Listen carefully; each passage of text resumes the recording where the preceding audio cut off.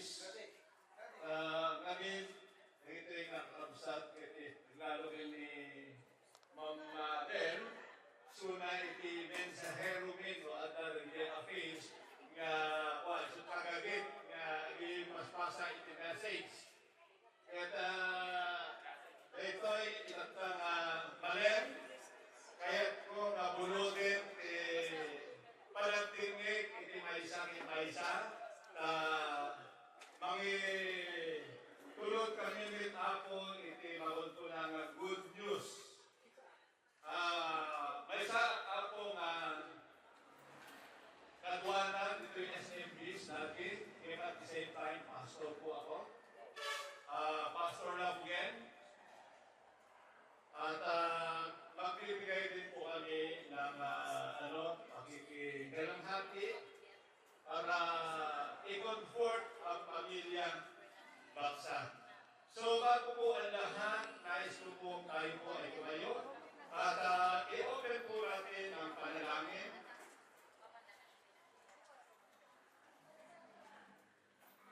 Ang maganda po kasi pagka tayo po ay nakipagkaisa, ang sabi po ng Biblia, if two among you agree together and pray, ask what you will, it shall be done. Kaya anyaman tayo dawatin tayo ikarala, no agkay kaysa tayo kaabsat, ipaay kanon iti Diyos. Isungayta, kararag tayo, dakilang Ama na makapangyarihan sa lahat. Pinupuri ka po namin, sinasamba, at patuloy na pinasasalamatan. Sapagkat sa araw na ito, kami ay naparito, hindi sa aming kagustuhan, kundi ito po ay plano mo. Kaya nga po tatlong grupo na nagbigay, Panginoon, ng kanilang mensahe. At ngayon, ito naman ang pagkakataon para maitaas ang iyong pangalan. Alam po namin at naniniwala po kami ng aming kapatid na si Sister Phil ay nagiging sacrificial lang, kaya tayo naririto ngayon dahil sa Kanya. At dahil din sa pagmamahal ng Diyos sa atin, ay tayo lahat ngayon ay makapakinig ng mabuting balita, which is in the Bible. So, thank you, Kausap. Pwede na po tayo maupo at mag-aalay po tayo ng awitin. We lift your name in all the earth. Your kingdom be established in our praises. As your people declare your mighty works, blessed be the Lord God Almighty, who was, who is, and is to come. Blessed be the Lord God Almighty, who reigns forevermore.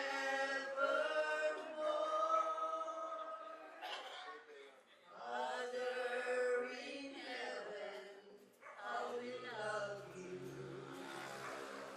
We lift your name in all the earth.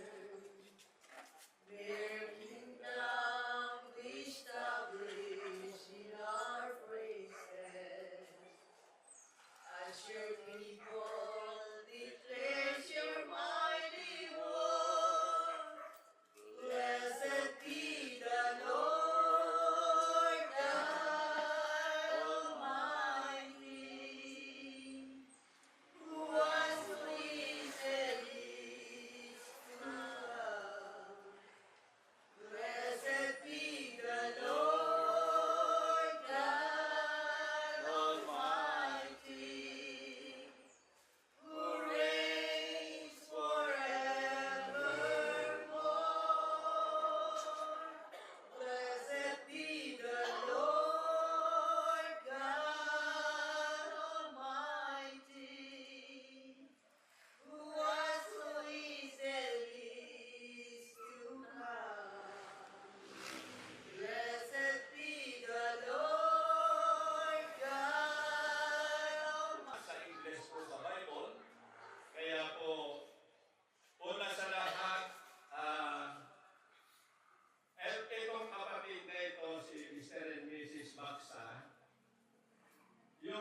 huling araw nila na nag-attend po sa church namin. Dahil po, nasabi ko minsan sa kanya na ang kaligtasan ay hindi po nadadala ng relihiyon, kundi ito ay relasyon. At ang pinakamahalaga sa lahat, kako, ay meron tayong koneksyon sa Panginoon. Kaya ang panawagan po ng Diyos sa ating lahat, mga kapatid, ang sabi niya, manumbalik kayo sa akin at manunumbalik din ako sa inyo. Ano pong dahilan bakit ang panawagan ng Diyos ay manunumbalik po tayo sa Kanya? Una po, nung likhain ng Diyos ang tao, napakaganda ang plano ng Diyos. Ang kanyang plano ay, sabi niya, let us create men in our own image and likeness. So noon pa lang po, nangyari po yung plano ng Diyos na yan, na nilikha po niya ang tao na kawangis at kalarawan. So dito po, dahil kawangis at kalarawan tayo ng Diyos, dati ang kanyang plano, wala sanang kamatayan. Wala sanang mga sakit, walang paghihirap. Ngunit dahil sa kasalanan na nangyari, nagawa ng kaaway at walang iba kundi si Satanas. Ang sabi po ng Biblia sa John chapter 10, verse 10, na parito ang magnanakaw upang manlinlang, magwasak at pumatay. Ito po ang dahilan kung bakit merong kamatayan. Pero bago po ang lahat, mga kapatid, ang panawagan ng Diyos kung ating pong pakikinggan at susundin ang kanyang panawagan na manumbalik tayo sa Kanya, ay meron siyang napakagandang pangako. Ano yung pangako ng Diyos? Una, ang sabi po ng Biblia, sa Romans chapter 3, verse 23, sabi niya, ang lahat ay nagkasala, kaya wala nang makaabot sa kaluwalhatian ng Diyos. So we are short from the glory of God. Nga uray no awat tayo kaawat ki Ama, wala tayong koneksyon. Kumbaga, wala tayong signal. Kasi tayong lahat ay hindi pa nakabalik sa Panginoon. So anong gagawin? Kaya sabi po ng Romans 6:23, ang kabayaran ng kasalanan ay kamatayan. Kaya po merong kamatayan dahil sa kasalanan. Pero ang Diyos po'y napakabuti, napakabait. Kaya nga po ang panawagan niya, wala pong gusto, hindi po gusto ng Diyos na tayo po'y mapahamak. Kaya nga kung titignan po natin yung kanyang plan sa Jeremiah 29:11, nasabi niya, I have so many plans for you, a plan not to harm, but a plan to prosper, a plan to give you hope in the future. So kung ito pong batas o lintig ni Apo Diyos kakabsat, ket intay suruten, una nga iti Biblia, iti Deuteronomy chapter 28, verse 1. Babasahin ko po para hindi po tayo gumagawa ng kwento.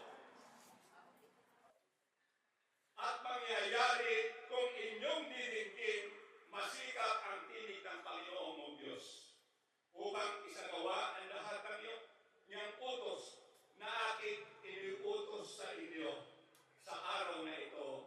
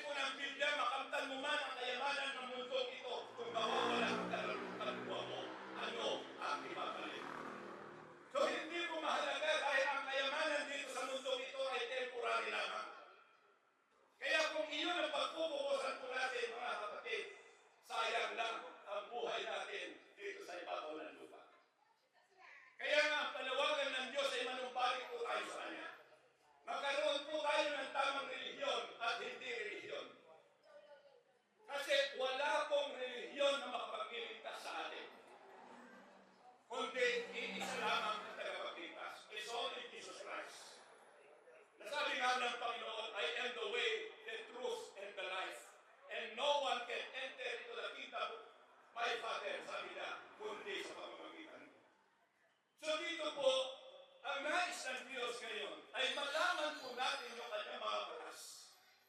Sino po bang may gusto na sila ay mananatili sa sumpa? Dahil sa kasalanan, tayo po'y nasumpa. At anong sumpa ang tinatanggap po natin? Babasahin ko sa Deuteronomy chapter 28, verse 15. Kaya po nangyayari ang mga bagay na ito. Dahil una pinag-aaralan ko po ang Biblia, nakita ko doon na nung nagkasala si Adan at si Eva, unang sakit na tinanggap ni Adan. Dahil 72 masaplit mula ng Ilocano nga tinanggap ni Adan, gabon itibason. Kiti umuna-una na, tunog bumakit ka, lumakay ka, tinto umuna ang kapitin ka, panagtingge, di panagkita.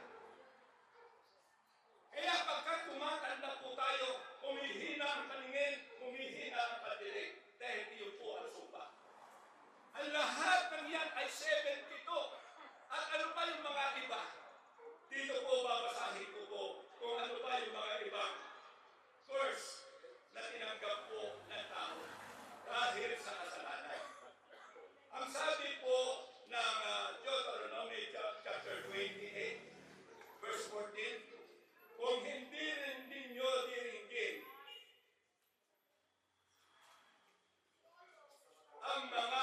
ang tinig ng Panginoon ay darating sa inyo ang mga sumpang ito. Ano po yung mga sumpang ito? Sa verse, dito na lang tayo sa verse 20. Ang sabi po niya dito sa 20,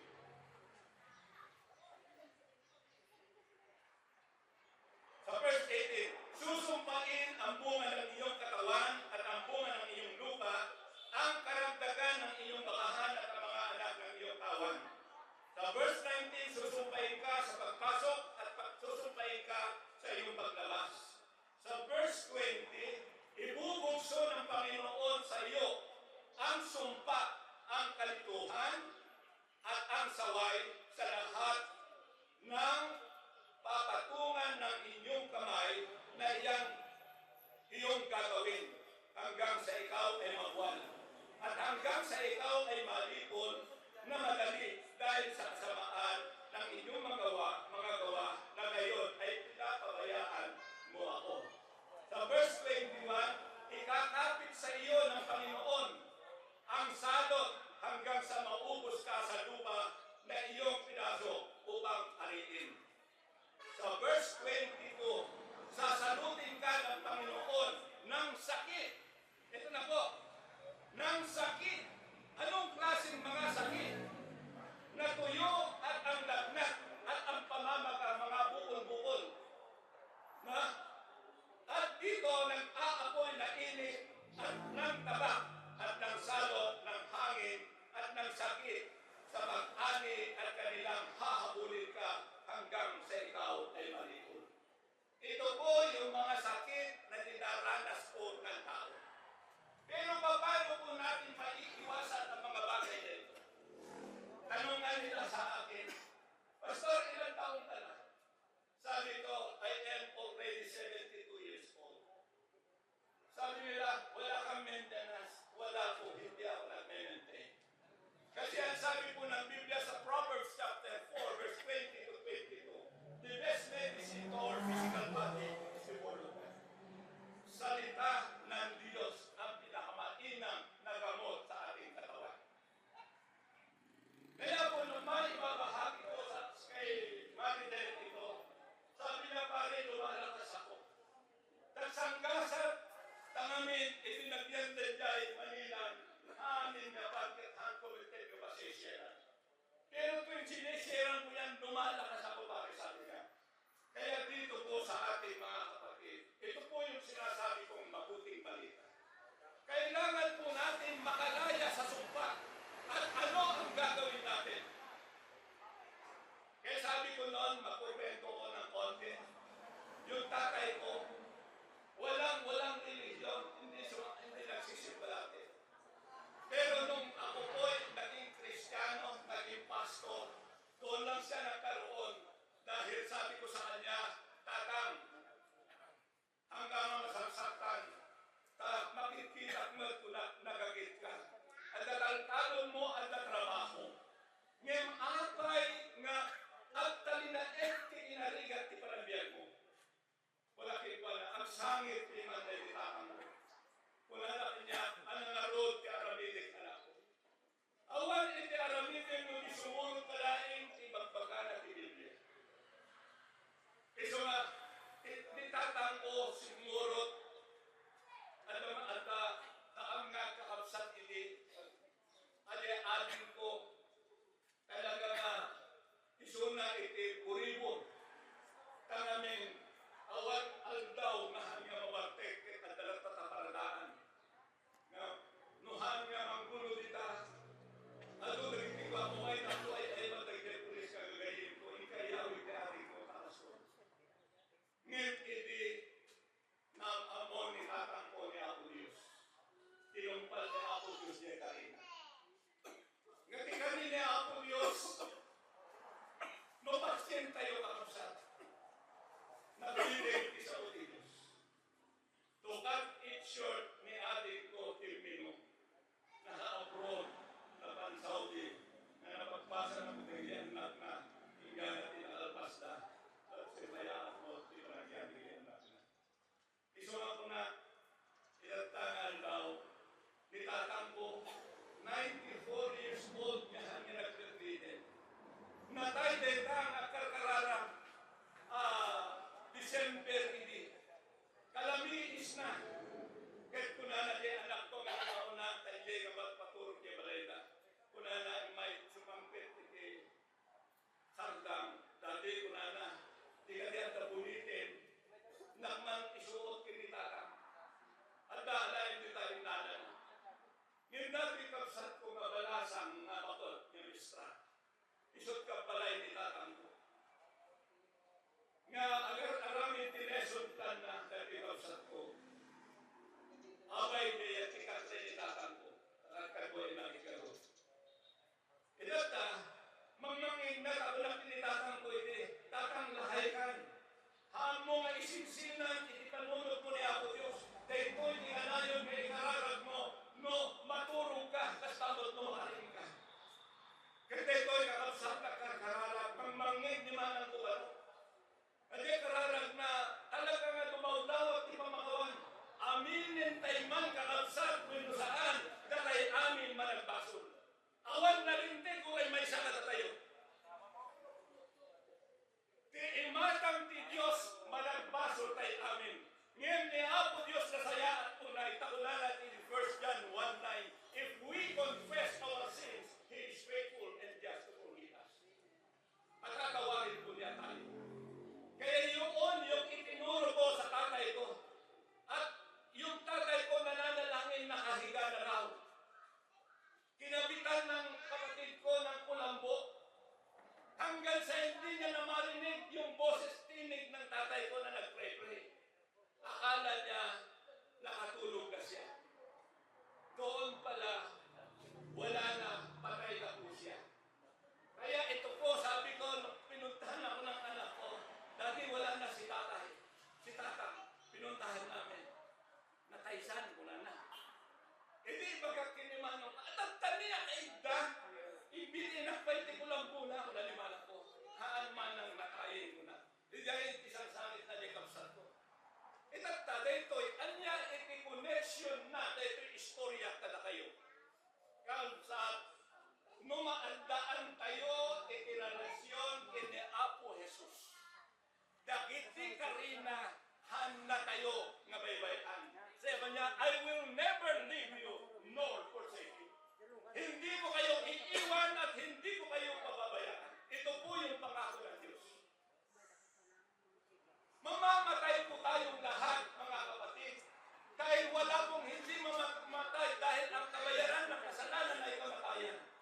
Ngunit, siguraduhin po natin na kung tayo po'y mamamatay, ay sa langit po tayo patutulog. Ang lahat po'y alam natin na kapag namatay ang isang tao at may nanalangin, sa langit po pupunta.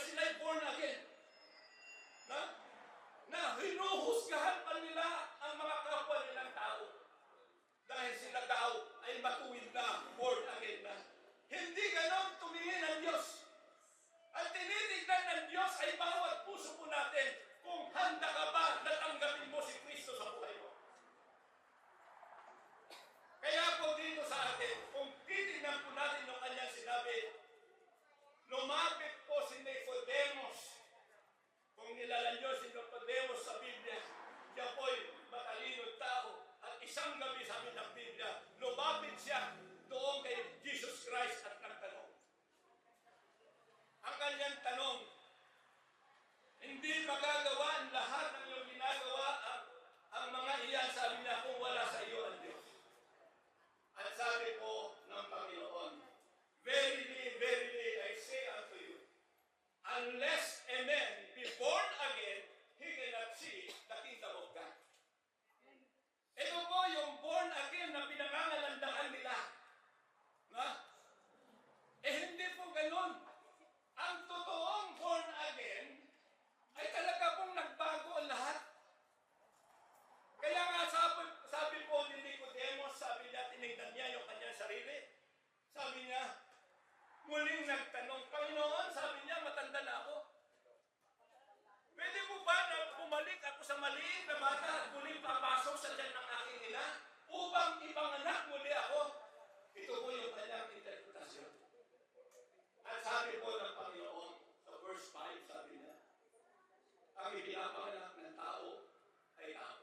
At ipinapanganak ng Espiritu ay Espiritu.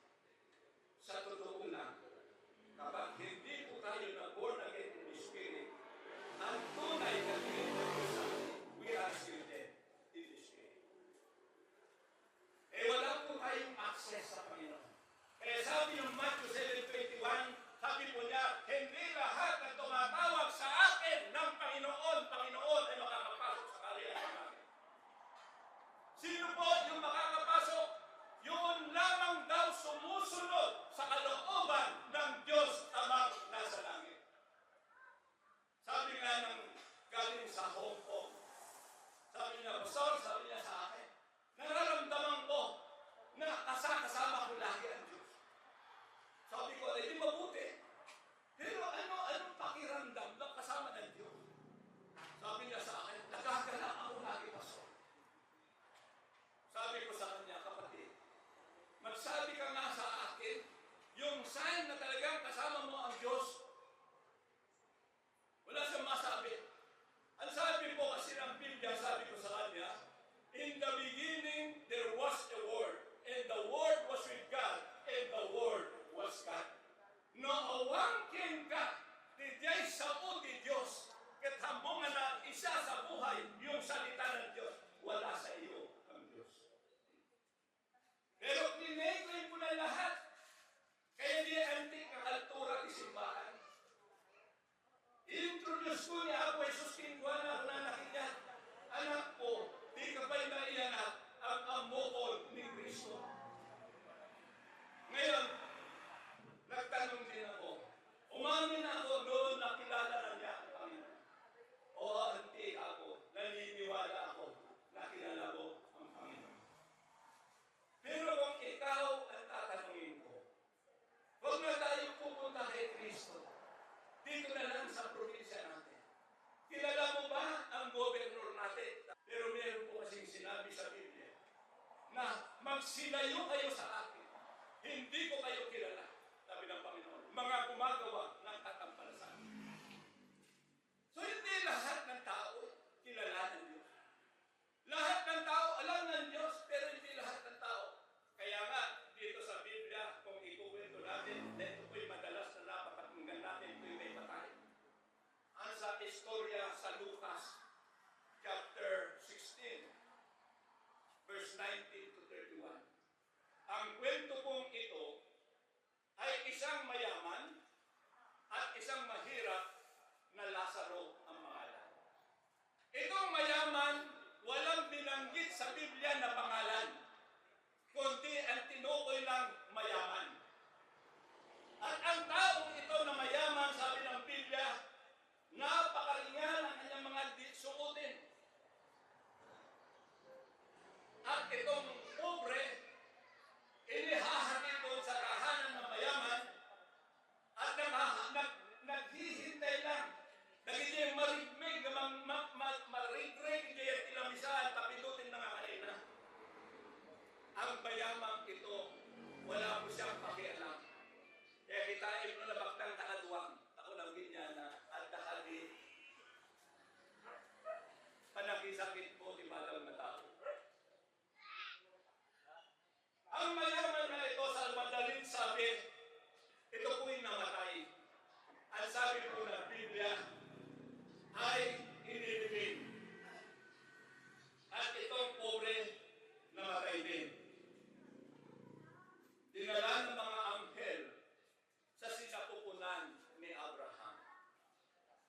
sabi ng iba sa langit. Pero hindi. Sabi niya, in the bosoms of Abraham. Wala po sa langit. Eh dito, sabi po ng namatay na mayaman, tumingala. At nakita niya na napakasaya si Lazaro doon sa paanan ni Abraham. Dahil itong mayaman na ito, hirap na hirap doon sa kanyang kinalalagyan. So anong pakiusap niya kay Abraham? Sabi niya, Amang Abraham, pwede po ba na utusan mo si Lazaro na isawsaw ang kanyang daliri doon sa tubig at itampi sa aking mga bibig dahil ako'y hirap na hirap. Ito po yung kanyang pakiusap. Ngunit ang sabi ni Abraham sa kanya, Anak, nung ikaw ay nasa lupa, nagpasasaka. Nagpakaligaya ka. Kaya sabi niya, ang naririto ay hindi na pwedeng pumayan. At ang naririyan ay hindi na rin pwedeng pumarito. Iso nga lumatay ti tao kakabsat at destinasyon na. Mabaling nga langit, mabaling nga impyerno. Ngayon nila, Apo Diyos ni makaammo. No indutoy kayo. Iso nga itatang arat malem. Dito nga mensahe, no ikang kapsat ti patay na. Kag agbabawi ka ti bason mo, umasiling ka kini Apo Jesus. Pakawalin na ka. Kag isunan iti mga ramit in the way. Hanga sika, tilaing aramidem agpakumbaba. Ang sumunod kay Kristo napakahirap kasi ang kondisyon ng Panginoon to follow Jesus Christ, you must have to deny yourself. Carry your cross and follow Him. Yung denying of self. Ito po ang hindi magawa ng marami dahil sa pride. Hindi niyo po ba alam na ang pride ang sumisira sa pagkatao ng tao? Kung titignan po natin ang pride, ang definition po, a pride is useless. A pride is colorless. A pride is tasteless. But yet, it is very hard to swallow. Mahirap lunukin ang pride, mga kapatid. Kapag pinairal po natin ang pride sa ating sarili, kailanman hindi tayo makakalapit sa Panginoon. Kaya sabi ko sa mga kapastoran na kasama ko, hanggat ang ginigiit nyo, yung karunungan, yung dunong ninyo ako, kailanman ay hindi katanggap-tanggap sa Panginoon. Marami po kasing marurunong. Maraming nagmamalaki. Ang kailangan po ng Diyos sa atin, mga kapatid, ay pusong mapagpakumbaba. Tandaan po natin, ang sabi po ng Ezekiel chapter 36, verse 25, sabi niya, wiwisikan po kayo ng tubig ng lalisay upang kayo'y luminis. At aalisin ko rin ang naging mansa ninyo dahil sa mga Diyos-Diyosan. Ano yung tubig na dalisay na magpapalinis sa tao? Hindi po yung holy water na ginagamit po ng pare. Na kahit inumin po natin, pampaligo po natin, hindi po tayo malilinisan spiritually. Ang tinutukoy ng Panginoon, it is the Word of God. Salita po ng Diyos ang siyang magpapalinis sa atin. You shall know the truth, and the truth shall set you free. Kaya dito po, malaki ang paglilinaw.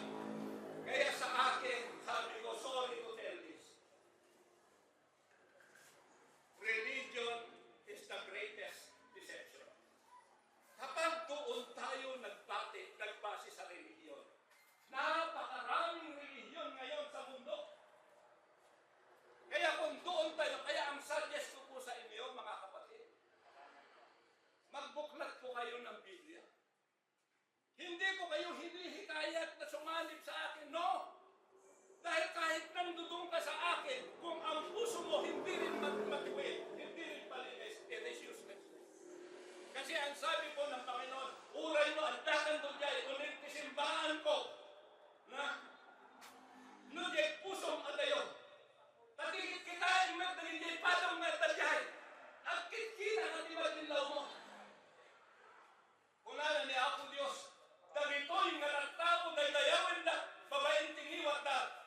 puso dar ang layuan niya. Marami diyan, mga religyosa, na awan ininagdaganap na relihiyon, ngayon kaadwan na. Iso nga tikit kita ni Apo Diyos kakapsat, puso ititang. So kunana ni Apo Diyos ni Ezekiel, I will remove this stony heart from you, and I will give you a heart of flesh. Aalisin ko ang puso ninyong bato at papalitan ko ng pusong masunurin. Bakit gagawin ng Diyos na yung pusong masunurin gusto niya ay mailagay sa atin? Hindi i-repair ng Diyos yung pusong papalitan. Kapag nasa atin na yung pusong masunurin na yan, ang next step na gagawin ng Diyos, then sabi niya, I will give you my spirit. Na ibibigay ko sa inyo ang aking spirito. Without the Spirit of God in us, mga kapatid, we cannot worship God in spirit and in truth. Tandaan nyo yan. Kasi ang Diyos po natin sa John 4:24, God is a spirit, so we must worship Him in spirit and in truth. Hindi po tayo pagsasabihan ng Panginoon ng mga hypocrite. Sinasamba ako sa pamamagitan ng bibig, ngunit ang puso malayo sa akin. Ang nais ng Diyos pagka naroon na yung puso, nasusunod natin. Ito yung napakahirap, mga kapatid. Yung sumunod kay Kristo, nasabihin niya, pag wala pa yung pusong masunurin sa inyo, sasabihin ng Panginoon, mahalin mo ang iyong kaaway.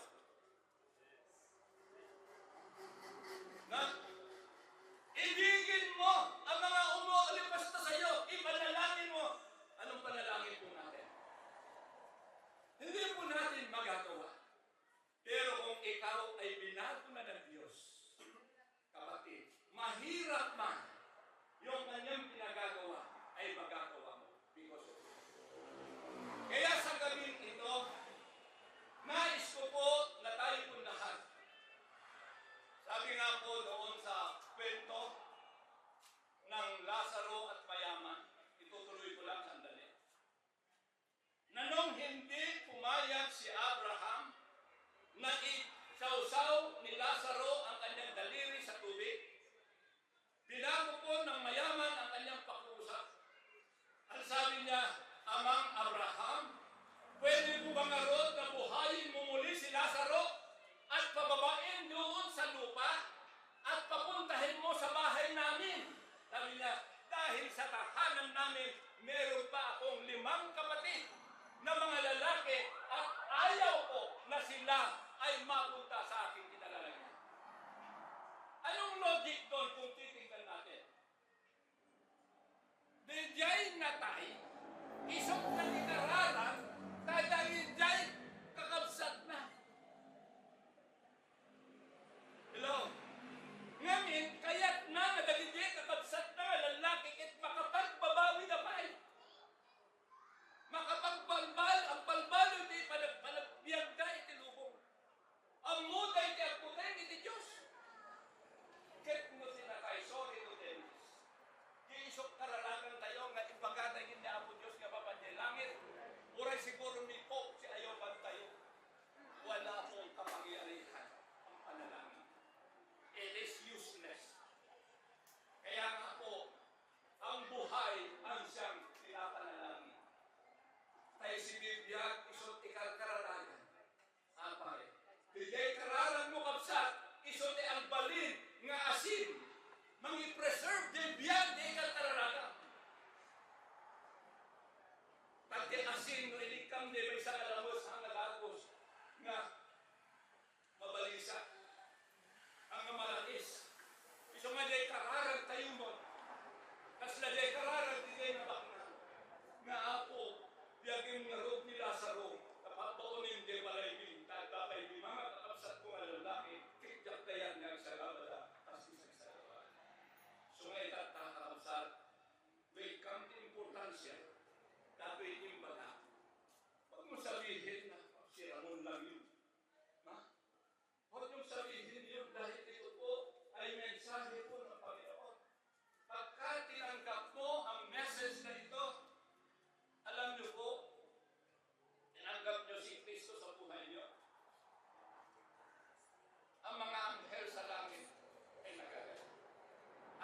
isang kaluluwa na nanumbalik sa Diyos. Kalangitan ang nagre-Diyos. Dito sa atin, hindi ko kayo hinihikayat sa akin pong kongregasyon. Ang maisasuggest ko po, magbasa po kayo ng salita ng Panginoon. Dahil sabi po doon sa Joshua chapter 1 verse 8, sabi niya kay Joshua noon, "This book of the law shall not depart from your mouth, meditate it day and night, so that you can fulfill all what is written in it, and you will become prosperous and successful into your life." Ang success po ay hindi sa dami ng pera. Ako po ay masasabi ko na successful po ako. Bakit kaya? 72 years old. Kami ng asawa ko, never taking maintenance. Nakakapag-jogging po ako. Ayan po yung misis ko. Wala po kami tinitayong na center ng mga gamot. Bakit? We always meditate the word of God. Proverbs 4:20-20. Basahin niyo po yun. Hindi sinungaling ang Diyos na nagsabi. Kaya ito po ay proof po sa aming magsabi.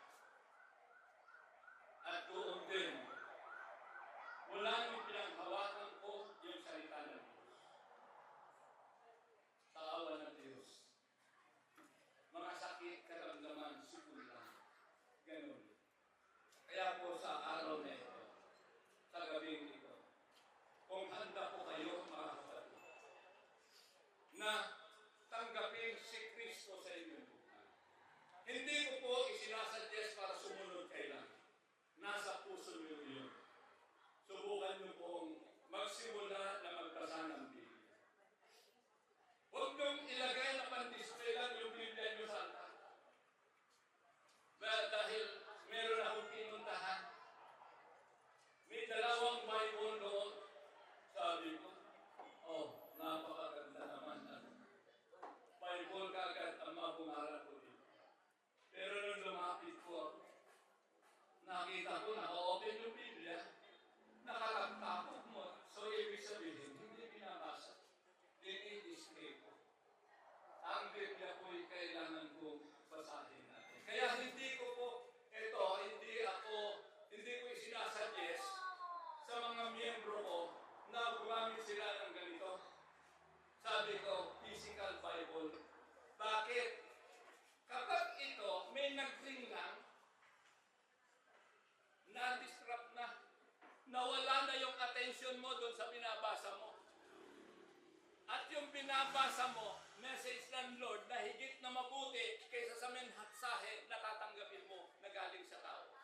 Kaya ako, isinasuggest ko sa kanila, nga no, awan Bibliayo, ilako yun yung balayo, tag umatanggay si Biblia.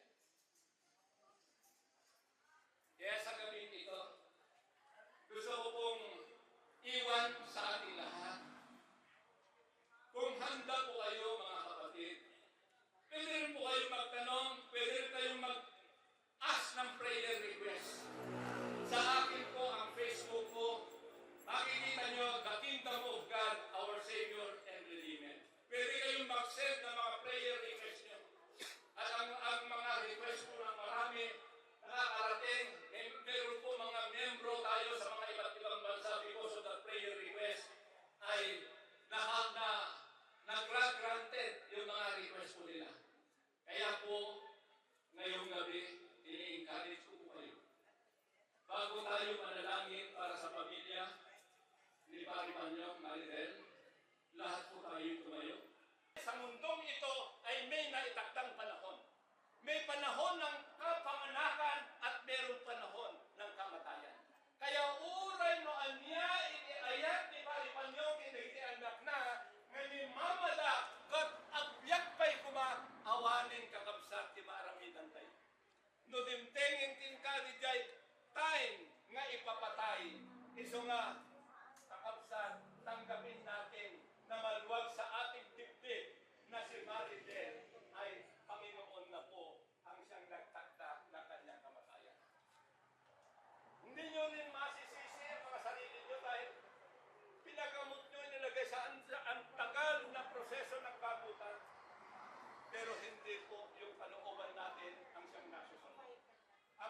kalooban lagi ng Diyos ang siyang masusunod.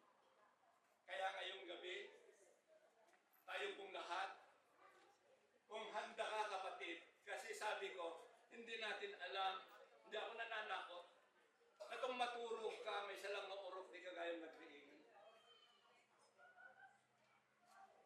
Tandaan natin, pag si Kristo ay kasama mo, sabi niya, hindi kita iiwan, hindi kita papabayaan. So hang nga ipalubos ni Apo Diyos, nga matay ka nga dagos.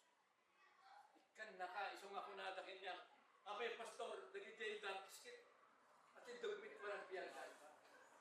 Ang masamanta mo, mahirap mamatayin na. Numaminsan, oo. Kasi binibigyan ng Diyos ng pagkakataon para makapagsisi po sila. Kaya, matingar tinasingpit ko na naman eh. Ay, haamot ko na. Tanong nasingpit ka, kaya tanaya ko Diyos. So, ngayong gabi, handa na po ba kayo? Kahit na ako po'y nag-pray-pray, kung ito po'y gagawin ninyo mula sa puso ninyo, alam niyo, kapatid, ang Diyos ngayon, sabi niya, if two or three gather together in my name, I am at your midst. At ang sinasabi ng Panginoon sa Revelation chapter 3 verse 20, sabi niya, ako'y kumakatok sa pintuan. At kung diringgin nino man ang aking tinig at pagbubuksan ako, ako'y papasok sa kanya. So, ang pintuan ito, hindi literal, sa puso po natin, dahil doon po mananahan ang Espiritu ng Diyos.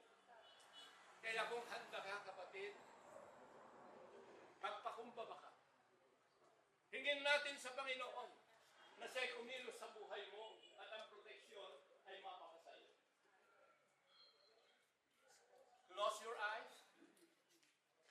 Pikit po natin ang ating mga mata at sumunod po kayo sa maikling panalangin.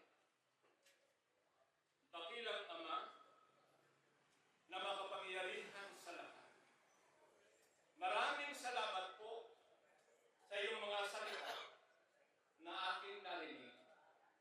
Nalaman ko po ang katotohanan na ang katotohanan ito siyang magpapalaya sa akin. Panginoon, inaamin ko po na ikaw ay napako sa krus at namatay dahil sa aming mga kasalanan. Patawarin mo po ako. Salamat po sa kapatawaran sa ginawa mo sa krus ng Kalbaryo at dahil doon, ako ay iyong pinatawad sa mga oras na ito. At ngayon, hinihiling ko po, Panginoon, nabigyan mo rin ako ng pusong mapagpatawad upang ang mga tao na kasala sa akin ay pakatawarin ko rin po sila. Salamat po sa iyong pagkilos sa aking buhay. Panginoong Jesus, binubuksan ko ngayon ang aking puso. Inaanyayahan kita na maghari ka sa aking buhay. Mula ngayon, tinatanggap na kita bilang aking Panginoon at tagapagligtas ng aking buhay. Salamat, ito po ang aking hiling sa pangalan ng Panginoong Jesus. Amen. Ako po, manatili po kayong nakatayo at ako po'y mananalangin, dakilang Ama na makapangyarihan sa lahat. Klinayin po ang iyong sinabi kung nakita mo ang bawat puso ng mga kapatid na naririto ngayon, na kung sila'y sumunod mula sa puso nila. Ang sabi mo sa John chapter 1, verse 12, Panginoon, ang lahat na nagsisampalataya sa iyo tumanggap ay binagyan mo ng karapatang maging anak ng Diyos. So kung sila ngayon ay napabilang sa iyong pamilya, bilang iyong mga anak, pakikinggan mo ang kanilang panalangin. Sapagkat, sabi mo, Panginoon,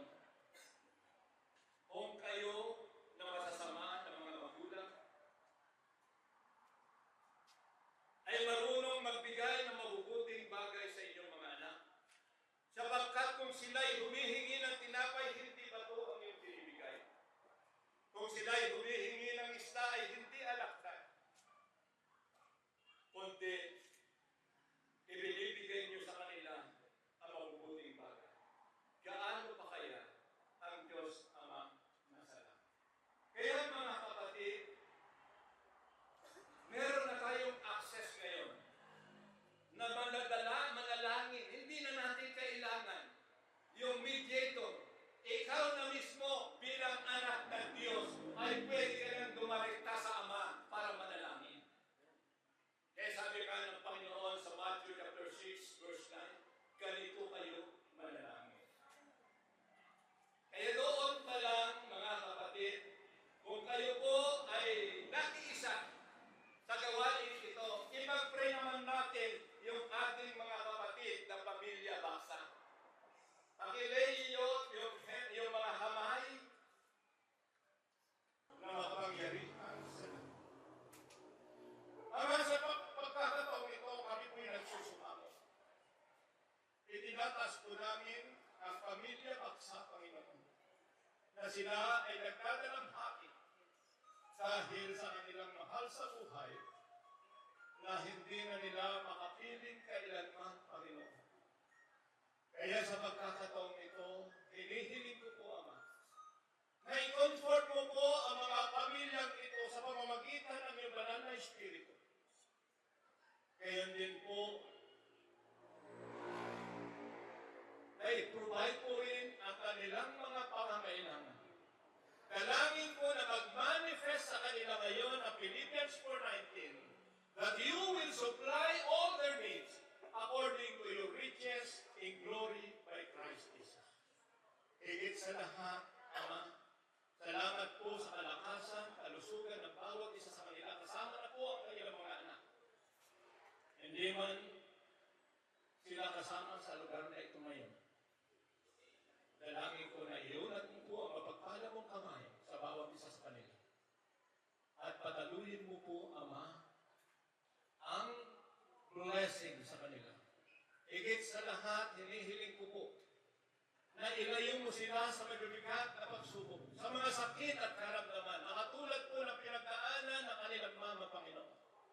From now on, sabi mo, Panginoon, sa Matthew 18:18, what you bind here on earth shall be bound in heaven, and whatever you loose here on earth shall be loosed in heaven. Kaya, Ama, ginagamit ko ang authority na ipinagkaloob ko sa akin upang waswasin, kalagin, ang lahat ng sumpa sa buhay ng pamilyang ito sa pangalan ng Panginoong Jesus by the power of the Holy Spirit in the name of Jesus.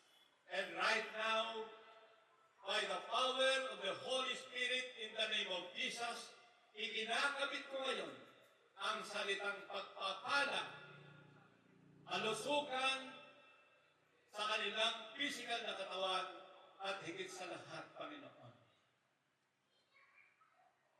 Kumilos ka sa buhay ko nila.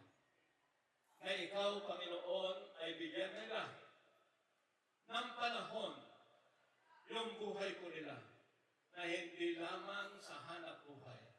Sapagkat ikaw din ang nagsabi na gawin namin lahat na gusto ko namin gawin sa loob ng 6 na araw. Ngunit ang isa ay si Pari Panyo, pagkalooban ko po siya na mahabang buhay na higit na mas masaya, Panginoon, dahil kasama kanila. The joy is our strength, O God. Kaya sa pagkakataong ito, hanggang sa ang aming kapatid ay maihatid sa huling hantungan. Dalangin ko ng bawat nakikiisa rin na naririto. Buong pamilya din po nila, Ama, inihiling ko rin po na magkaroon po sila ng time para sa inyo, na sila'y tatawag sa iyo, Panginoon. Magsisi sila at magpakumbaba, Panginoon. Upang sa ganon, kaming lahat ay makapanumbalik sa inyo na gaya ng sinabi niyo. Sapagkat ako'y inatasan mo po, Ama, na na tao, ikaw ang bantay, sabi mo. At lahat ng lugar na pupuntahan mo ay ihipan mo ang trompeta. And this is now a trumpet. Ang warning ng Panginoon. Magsisi po tayo at kaligtan ang ating mga kasalanan. Kaya masalamat po sa buhay ng pamilya Baksa, Panginoon. Thank you, O God, ang protection mo sa panatili sa kanila. Dalangin ko po na anuman ang gagawin nila, saan man sila paroroon, maghiwa-hiwalay man sila, pagdating ng panahon, ay kayo pa rin. Ibahin niyo po sila ng pagmamahal, pagkakaisa, at higit sa lahat. Pagpalain niyo po ang pamilyang ito sa lahat ng aspeto ng buhay nila. Physically, materially, financially, at higit sa lahat, ang spiritual. Gayon din po ang lahat na naririto ngayon na nakiisa sa gawain ito. Ang pagpapala po'y igawad po sa bawat isa sa amin sa po ng aming mga pamilya at sa pansamantala paghihiwa-hiwalay po namin, Ama. Dalangin ko po na patuloy na ang mga angels mo ang siyang gagabay sa bawat isa sa amin at mananatili po kaming ligtas. Ang gawa ng kaaway ay hindi magtatagumpay. Ito po ang aking hiling sa pangalan ng Panginoon.